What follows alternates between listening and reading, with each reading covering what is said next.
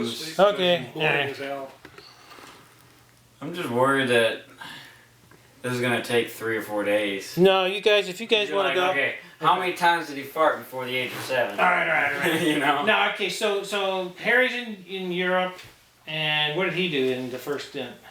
He rode a motorcycle. He was a dispatch rider. Okay, so he's riding, and his brothers had just come back. Yeah. All right, now I'll get you back to Grandma Bardo's just getting Herb to move into St. Louis, right?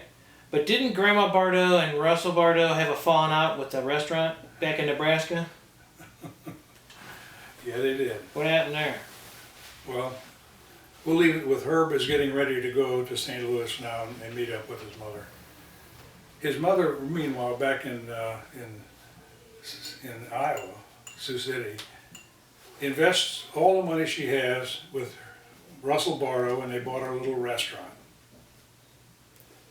And they lived upstairs over the restaurant with Sybil. One day she comes down to open the restaurant, there's a guy standing in there. She says, who are you? He said, I'm the new owner. Russell had sold him the restaurant and left. Now she's got a baby girl, no restaurant, no money, No husband. and she moved back into South Dakota, where Bardo's people lived. She knew the family of the Bardos, and dropped Sybil off there to be raised for a while. Oh.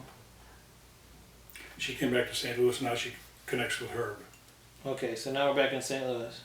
Herb arrives at the train station, and the train arrives, and his mother's waiting there for him, and waiting, and everybody gets off the train. There's nobody. And the last guy gets off the train is Herb, and she ran up to him, and they reconnected. About that time, my dad's coming back from Europe. He knows where they are, so he comes to St. Louis. So now Herb and Dad and the Bardos, because he had come back into the picture. I don't want to get into that, but she married him. Oh, so they came. Even after that. So they're back in St. Louis now. This is a novel, right? Yeah, you could write a novel. It's true. All right, so Harry's in St. Louis. Herb's getting better, and his mother is What they diagnose him with in his heart or whatever? an enlarged heart, and he had rheumatic fever. He wouldn't live very long. How old did he live? 97. He died. He went to 97. Well, I'm glad they were wrong. That's enough of that. Hey, do you remember there was an old guy that used to hang out with Dorothy and Fred Spilker? What was his? Who was that? You don't want to get into that. But what was his name? The old guy with the bald guy with the happy guy. He was a nice guy. He was Uncle. Was that Charlie? Charlie. Did I ever meet any of your dads? No. Well, who was the guy that there was a guy that was over at that Dorothy and Fred's once in a while? It was a drinking buddy. No, he was a relative. My dad lived with him for a while. No, he was gone before I was born. Oh well, all right, Wow. all right. Jesse, if you need to take care of any business, you feel free. All right, so this is about 1920 or so. Everybody's in St. Louis. Hilma, Harry. What's Harry? What goes on? Harry, Herb, and Sybil. Sybil was getting her brothers back. She was tickled at that. She hadn't seen him since she was a baby. Now there's a picture of Sybil wearing Harry's uniform. Yeah, that's it. That was their I need reunion. to get that. That Yeah. was their reunion. And from that point on, it gets into another long story. So, What was that? Herb and Hilma introduces Herb to Aunt Genevieve, Oh really? and they get. So Harry introduced No, Hilma did. Hilma's a matchmaker? So Aunt Jen, she got, alright, but they didn't get They married lived right away. upstairs. I They think. didn't get married right away. They got married and they were engaged for 11 years. Why was that? What was the event? Because she worked at a school, and if you worked in a school, you couldn't get married in those days. Teachers couldn't get married. Anybody worked in the school system, female, couldn't get married. So they just dated for They were afraid to, get pregnant and leave. So that was the law then. So you're born in 19, so your dad, how did your dad meet Alma? Alma Blattner. Now the Blattners came in through Wright City, through Switzerland, and they had how many Blattner girls, boys? You know, these are other stories that I know. maybe you want to get into later, I because know, but just- I can give you a background on those, but it'd take forever. Just give me how many brothers and sisters did she have? Because I know that one pretty good. Who? Alma. Alma had four sisters and a brother. Okay. And they're all different stories. Right. And one of them is still alive. Adeline's still alive? Only one. Adeline. There was Adeline, Alma, Susie, Susie, Edgar, Edgar. and That's 5. you know, there's one moved to California. Okay. But then who's this? Estelle. Remember Bud Stoker? No, Yeah. Stoker was a cousin of theirs? And he Yeah. had a store out in Van. And that's still Adeline's cousin. What was that little store? What was that little town? It's near Vandalia. No. Yeah. Anyway. Yeah, this is neither here nor there, though. All right. Well, you know what? I'm just. It's totally different subject. All right. Yeah, you want to get into something like that? There's All a right. lot of So your dad Let's- meets Alma. How does your dad meet Alma? He met Alma at a dance hall. They had a lot of dancing in those days. You go out and dancing. And they met at a dancing hall. Clubbing. Clubbing, yeah. Yeah. And eventually in 25 they got married. Then I And came. then you came on. All right. And Magically. you're born in 26 and 29 the stock market crashes. And my dad tried to send me up to Nebraska to live with Uncle Mark. In fact, he borrowed some money and took me up to Silver Creek, Nebraska, and Mark worked in the bank. And Mark said, I'd be tickled to death to have Mary, but if you do, I want to adopt him. Yeah, I don't want you taking him back. And my dad wouldn't do that, so I came back to St. Louis with him. So you kind of bounced around. I'd had a totally different life. So your mom and dad were divorced at that point? Mm-hmm. Okay. And then so you lived with, Harry lived with Herb and Jen? Harry lived with Herb. They weren't married yet. So they bachelor. And I lived with Herb and Harry for a while, and I lived with my mom and 2 sisters for a while, and then back to Herb and Harry, and back to... During the Depression, kind of. And you ended up going to McKinley High School?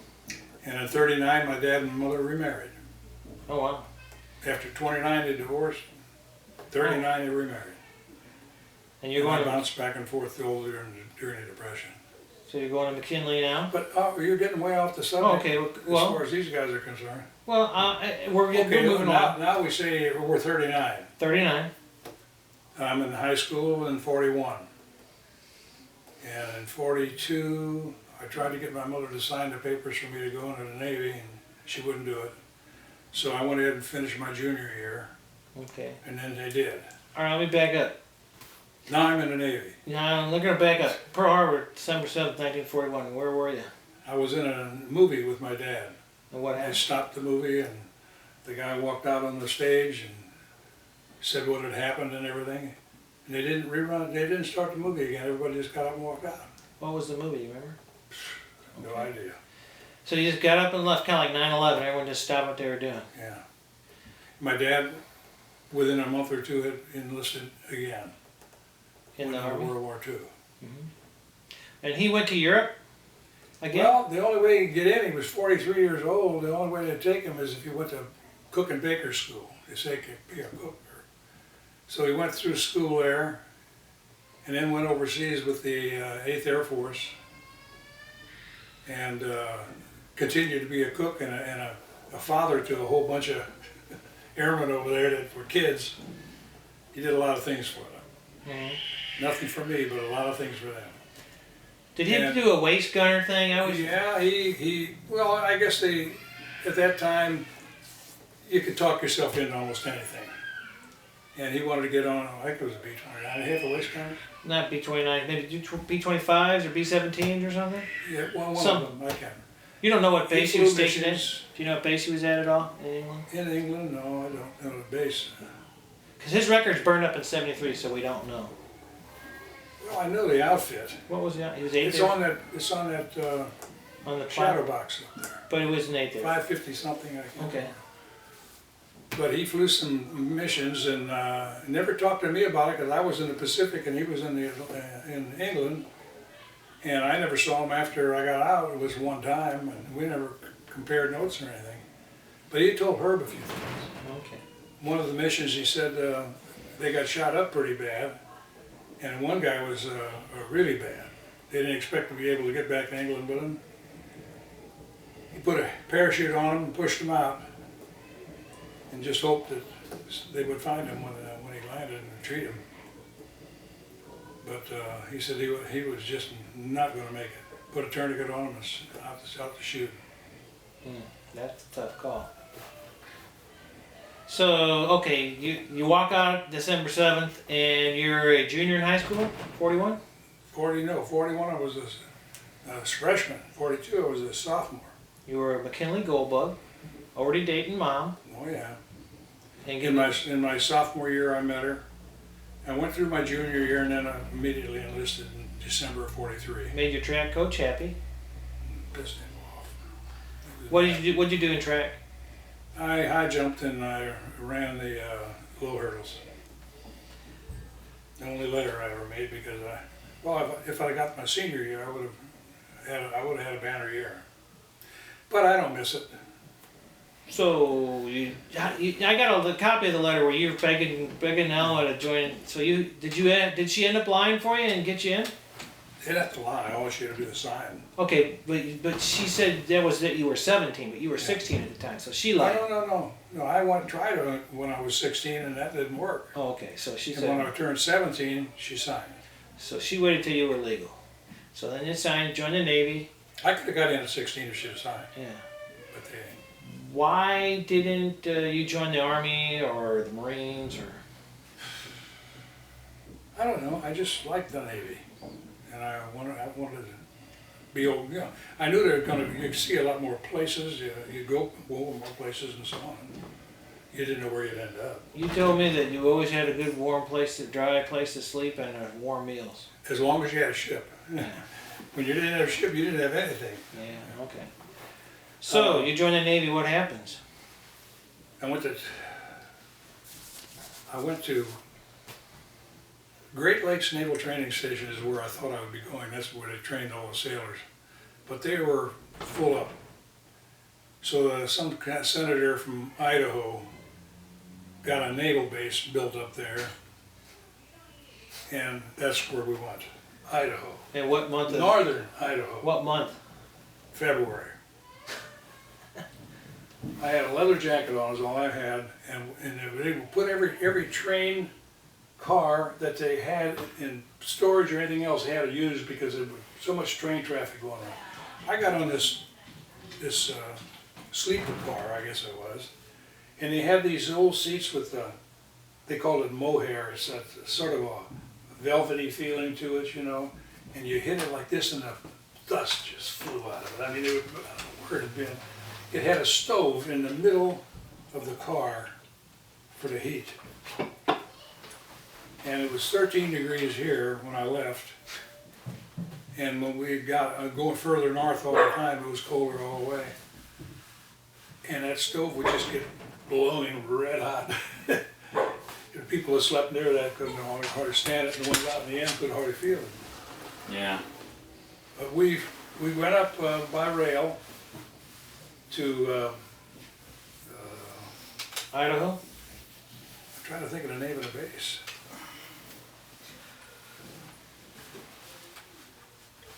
It's probably Farragut, Idaho was the name of the base. And the first day we go out to muster, it's how much below zero.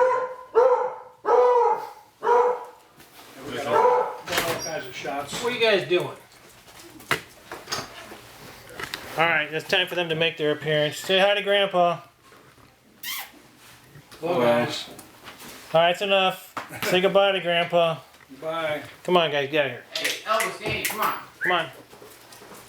That's their moment, and that's their moment in the moment of fame. Alright, so Farragut, Idaho. I remember we got our clothing and so on issued in the barracks up there, and the barracks weren't much, they were just wooden, and it was cold. About the second day up there, you get out and muster at 5 or 6 in the morning, and it's just cold with the wind that'd almost take you down. And you ever catch a cold? They say a cold in your eyes where you had a lot of matter coming out of your eyes, crusty feeling. I woke up one morning and my eyes were just shut. I couldn't open them.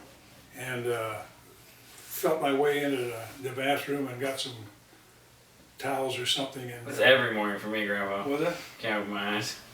And so I put that on there till it finally soaked them loose. But it wasn't a pleasant time up there. It was about 7 weeks, I think it was. And we had this beautiful lake to row out on, you know. It was In the winter, it didn't freeze. Lake Pendoreal was extremely deep. And in February, it was still, Probably Glacier Lake. it was Glacier Lake, no doubt, real deep. But we'd row out into that thing, and I don't know why it was part of the naval training, but it was in small boats. Had to have a way of dealing with small boats. But the rest of it was normal basic training. After basic training, I came back to St. Louis for about a 5-day leave, I guess it was. And they had sorted us all out as to what they wanted us to do. And they wanted to make a gunner's mate out of me, so I went to Bainbridge, Maryland, where they had the training school. And I spent 6 weeks, I think, there, going through everything from a .45 handgun to a main battery on a cruiser or a battleship, studying all that stuff. And you know, the old piece of taking it apart blindfolded and putting it back together and all that. Thompson submachine guns, it had everything in with fire, I guess, on the base there. You're like a weapons specialist almost. Yeah. So after that training, I was sent down to Little Creek. I think the SEALs train there now. On the Quantico. No, this was Camp Bradford was one, and Little Creek was the other. Now Little Creek is where they're training their SEALs now. At that time, we were being trained on amphibious craft for landings. And so we went through all of the different ones, the LCVPs and the LCIs and LSTs and all the different landing type craft. Is this where you had to like look at trees and stuff? Yeah. Watch that tree. We had to get you used to standing guard. Yeah. So you get 4 on, 4 off and all that kind of stuff. And they didn't have anything for you to do, so you'd, one of them, you'd go in and measure the inches of oil in this tank and check out the light bulbs and all that, and they had a record of it because they want to make sure you're awake doing it. So, and the mosquitoes in that coast. We had these boots that you wear, you know, laced up, not boots, but the coverings. Knickers, like the World War I guys wore? Yeah, I mean, you just strap them on and buckle them. They can Leggings get you right through that canvas. It's terrible stuff. But we did all that training for going over to, we were being trained to go over to Africa for the North African invasion of Italy and Sicily and all that. And about the time we were ready to ship out, they needed 10 people to go into the Pacific. And in the Navy, a yeoman is the one that keeps all the records and is like a secretary. He didn't want to ruin this draft of 1,500 people he was shipping out, so he cuts the last 12 names off. And we go to cross country on the train to go out as a replacement. If you would have been in Frederickson, you would have been in Africa. I would have been in Africa. So check this out. That's when you went to St. Louis and couldn't get off the train. That's right. So you've been gone for about a year. I've been gone about a year, and I'm going over to the Pacific to ship out. And it was sort of a rush because they needed replacements on their ships out there. So I arrived in Long Beach or wherever. When you were in St. Louis. Coming through St. Louis, we stopped out in the train yard. We didn't go into the station. We were in the train yard out there. And all I wanted to do was get to a phone and call Barbara and talk to her at least. Couldn't get off the train. Wouldn't let you off for nothing. Sat out there for 4 hours. Yeah. And then we took off and went out to the West Coast. So you're a couple miles away from your girlfriend. You hadn't seen her in a year, and you couldn't even talk to her. That's the military. And he sat there for 4 hours. Yeah, we got it